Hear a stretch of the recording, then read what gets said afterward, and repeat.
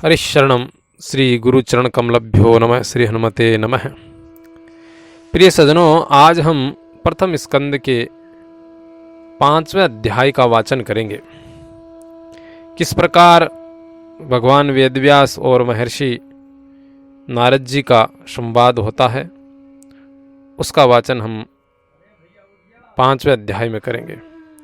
सूत जी कहते हैं, तदंतर सुखपूर्वक बैठे हुए वीणापाणी परम यशस्वी देवऋषि नारद ने मुस्कुराकर अपने पास ही बैठे ब्रह्म ऋषि व्यास जी से कहा।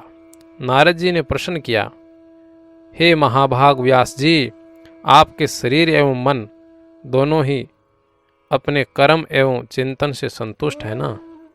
अवश्य ही आपकी जिज्ञासा तो भली भांति पूर्ण हो गई है, क्योंकि आपने जो ये महाभारत की रचना की है, ये बड़ी ही अद्भुत है। वह धर्म आदि सभी पुरुषार्थों से परिपूर्ण है। सनातन ब्रह्म तत्व को भी आपने खूब विचारा है और जान भी लिया है। फिर भी प्रभु, आप अकृतार्थ पुरुषों के सम्मान अपने विषय में शोक क्यों कर रहे हैं? तब व्यास जी ने कहा, हे देवऋषि नारद, आपने मेरे विषय में जो कुछ कहा है वह सब ठीक ही है। वैसा होने पर भी मेरा हृदय संतुष्ट नहीं है। पता नहीं इसका क्या कारण है। आपका ज्ञान अगाध है। आप साक्षात ब्रह्मा जी के मानस पुत्र हैं, इसलिए मैं आपसे ही इसका कारण पूछता हूँ। हे नारद जी, आप समस्त गोपनीय रहस्यों को जानते हैं, क्योंकि आपने उन पुराण पुरुषों की उपासना की है जो प्रकृति पुरुष दोनों के स्वामी हैं और असंग रहते हुए ही अपने संकल्प मात्र से गुणों के द्वारा संसार की सृष्टि, स्थिति और प्रलय करते रहते हैं। आप सूर्य की भांति तीनों लोकों में भ्रमण करते रहते हैं और योग बल से प्राणवायु के समान सब के भीतर रहकर अंतःकरणों के साक्षी भी हैं। योगानुष्ठान और नियमों के द्वारा परब्रह्म और शब्द ब्रह्म दोनों की पूर्ण प्राप्ति कर लेने पर भी मुझ में जो बड़ी कमी है, उसे आप कृपा करके बतलाइए। देव ऋषि नारद जी ने कहा, हे व्यास जी महाराज, आपने भगवान के निर्मल यश का गान प्राय नहीं किया है। मेरी ऐसी मान्यता है कि जिससे भगवान संतुष्ट नहीं होते, वह शास्त्र या ज्ञान अधूरा है। आपने धर्म आदि पुरुषार्थों का जैसा निरूपण किया है, भगवान श्री कृष्ण की महिमा का वैसा निरूपण नहीं किया है। जिस वाणी से चाहे वह रस भाव अलंकार आदि से युक्त ही क्यों न हो, जगत को पवित्र करने वाले भगवान श्री कृष्ण के यश का कभी गान नहीं होता। वह तो कौवों के लिए उच्छिष्ट फेंकने के स्थान के समान अपवित्र मानी जाती है। मान सरोवर के कमनीय कमल वन में विहार करने वाले हंसों की भांति ब्रह्म धाम में विहार करने वाले भगवत चरणारविंदाश्रित परमहंस भक्त कभी उसमें रमण नहीं करते। इसके विपरीत जिसमें सुंदर रचना भी नहीं है और जो दूषित शब्दों से युक्त भी है, परंतु जिसका प्रत्येक श्लोक भगवान के सुयश सूचक नामों से युक्त है, वह वाणी लोगों के सारे पापों का नाश कर देती है, क्योंकि सत्पुरुष ऐसी ही वाणी का श्रवण, गान और कीर्तन किया करते हैं। वह निर्मल ज्ञान भी जो मोक्ष की प्राप्ति का साक्षात साधन है, यदि भगवान की भक्तों से रहित हो तो उसकी उतनी शोभा नहीं होती। फिर तो साधन और सिद्धि दोनों ही दशाओं में सदा ही अमंगल रूप है।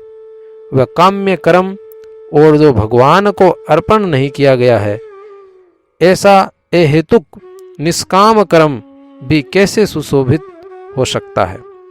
महाभाग व्यास जी, आपकी दृष्टि अमोघ है, आपकी कीर्ति पवित्र है, आप सत्यपरायण एवं दृढ़व्रत हैं। इसलिए अब आप संपूर्ण जीवों को बंधन से मुक्त करने के लिए समाधि के द्वारा अचिंत्य शक्ति भगवान की लीलाओं का स्मरण कीजिए। जो मनुष्य भगवान की लीलाओं के अतिरिक्त और कुछ कहने की इच्छा करता है, वह उस इच्छा से ही निर्मित अनेक नाम और रूपों के चक्कर में पड़ जाता है। उसकी बुद्धि भेदभाव से भर जाती है।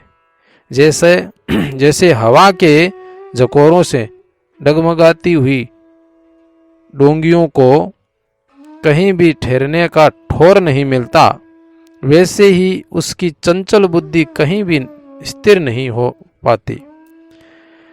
संसारी लोग स्वभाव से ही विषयों में फंसे हुए हैं। धर्म के नाम पर आपने उन्हें निंदित पशु हिंसा युक्त सकाम कर्म करने की भी आज्ञा दे दी है। यह बहुत ही उल्टी बात हुई है, क्योंकि मूर्ख लोग आपके वचनों से पूर्वोक्त निंदित कर्म को भी धर्म मानकर यही मुख्य धर्म है ऐसा निश्चय करके उसका निषेध करने वाले वचनों को ठीक नहीं मानते।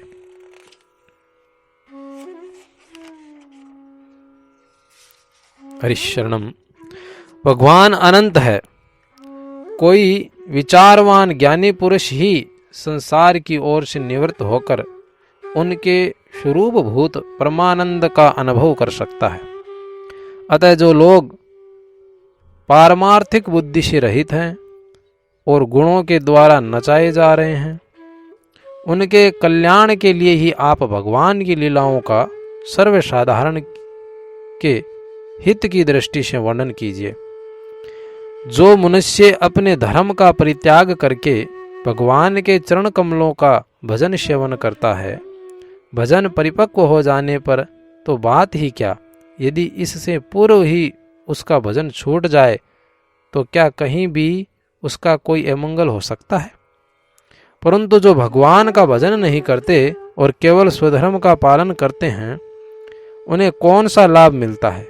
बुद्धिमान मनुष्य को चाहिए कि वह उसी वस्तु की प्राप्ति के लिए प्रयत्न करें जो तिनके से लेकर ब्रह्मा पर्यंत समस्त ऊंची नीची योनियों में कर्मों के फल स्वरूप आने जाने पर भी स्वयं प्राप्त नहीं होती। संसार के विशेष सुख तो जैसे बिना चेष्टा के दुख मिलते हैं, वैसे ही कर्म के फल रूप में अचिंत्य गति समय के फेर से सबको सर्वत्र स्वभाव से ही मिल जाते हैं। व्यास जी, जो भगवान श्री कृष्ण के चरणारविंद का सेवक है, वह भजन न करने वाले कर्मी मनुष्यों के सम्मान देवात कभी बुरा भाव हो जाने पर भी जन्म मृत्यु में संसार में नहीं आता। वह भगवान के चरण कमलों के आलिंगन का स्मरण करके फिर उसे छोड़ना नहीं चाहता। उसे रस का चस्का जो लग चुका है, जिनसे जगत की उत्पत्ति स्थिति और प्रलय होते हैं, वे भगवान ही इस विश्व के रूप में भी है। ऐसा होने पर भी वे इससे विलक्षण है। इस बात को आप स्वयं जानते हैं, तथापि मैंने आपको संकेत मात्र कर दिया है। व्यास जी महाराज, आपकी दृष्टि अमोघ है। आप इस बात को जानिए कि आप पुरुषोत्तम भगवान के कला अवतार हैं। आपने अजन्मा होकर भी जगत के कल्याण के लिए जन्म ग्रहण किया है, इसलिए आप विशेष रूप से भगवान की लीलाओं का कीर्तन कीजिए। विद्वानों ने इस बात का निरूपण किया है कि मनुष्य की तपस्या, वेदाध्ययन, यज्ञानुष्ठान, स्वाध्याय, ज्ञान और दान का एकमात्र प्रयोजन यही है कि पुण्य कीर्ति श्री कृष्ण के गुणों और लीलाओं का वर्णन किया जाए। हे मुनि, पिछले कल्प में अपने पूर्व जीवन में मैं वेदवादी ब्राह्मणों की एक दासी का लड़का था। वे योगी वर्षा ऋतु में एक स्थान पर चातुर्मास्य कर रहे थे। बचपन में ही मैंने उनकी सेवा में नियुक्त कर दिया गया था। मैं यद्यपि बालक था, फिर भी किसी प्रकार की चंचलता नहीं करता था, जितेंद्रिय था, खेल कूद से दूर रहता था और आज्ञा अनुसार उनकी सेवा करता था। मैं बोलता भी बहुत कम था। मेरे इस शील स्वभाव को देखकर समदर्शी मुनियों ने मुझ सेवक पर अत्यंत अनुग्रह किया। उनकी अनुमति प्राप्त करके बर्तनों में लगा हुआ जूठन में एक बार खा लिया करता था। इससे मेरे सारे पाप धुल गए। इस प्रकार उनकी सेवा करते करते मेरा हृदय शुद्ध हो गया और वे लोग जैसा भजन पूजन करते थे उसी में मेरी भी रुचि हो गई। प्यारी व्यास जी महाराज, उस सत्संग में उन लीला गान परायण महात्माओं के अनुग्रह से मैं प्रतिदिन श्री कृष्ण की मनोहर कथाएं सुना करता। श्रद्धापूर्वक एक एक पद श्रवण करते करते प्रिय कीर्ति भगवान में मेरी रुचि हो गई। महामुने, जब भगवान में मेरी रुचि हो गई तब उन मनोहर कीर्ति प्रभु में मेरी बुद्धि भी निश्चल हो गई। उस बुद्धि से मैं इस संपूर्ण सत्य और असत्य रूप जगत को अपने परब्रह्म स्वरूप आत्मा में माया से कल्पित देखने लगा।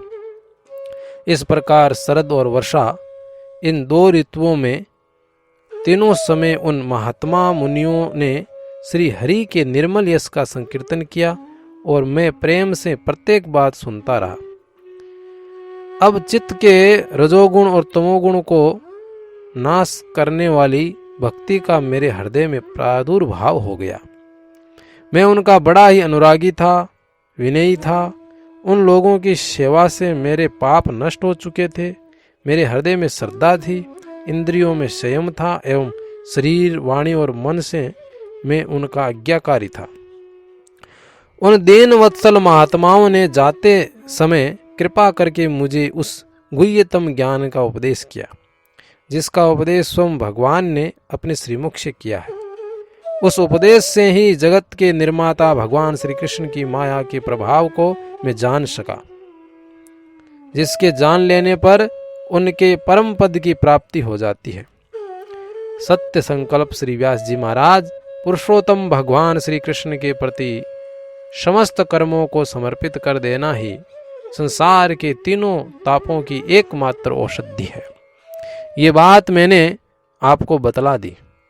प्राणियों को जिस पदार्थ के सेवन से जो रोग हो जाता है वही पदार्थ चिकित्सा विधि के अनुसार प्रयोग करने पर क्या उस रोग को दूर नहीं करता? इसी प्रकार यद्यपि सभी कर्म मनुष्यों को जन्म मृत्यु रूप संसार के चक्कर में डालने वाले हैं, तथापि जब वे भगवान को समर्पित कर दिए जाते हैं तब उनका कर्मपना ही नष्ट हो जाता है। इस लोक में जो शास्त्र विहित कर्म भगवान की प्रसन्नता के लिए किए जाते हैं उन्हीं से पराभक्ति युक्त ज्ञान की प्राप्ति होती है। उस भगवद अर्थ कर्म के मार्ग में भगवान के आज्ञा अनुसार आचरण करते हुए लोग बार बार भगवान श्री कृष्ण के गुण और नामों का कीर्तन तथा स्मरण करते हैं। हे प्रभु, आप भगवान श्री वासुदेव जी को नमस्कार है। हम आपका ध्यान करते हैं।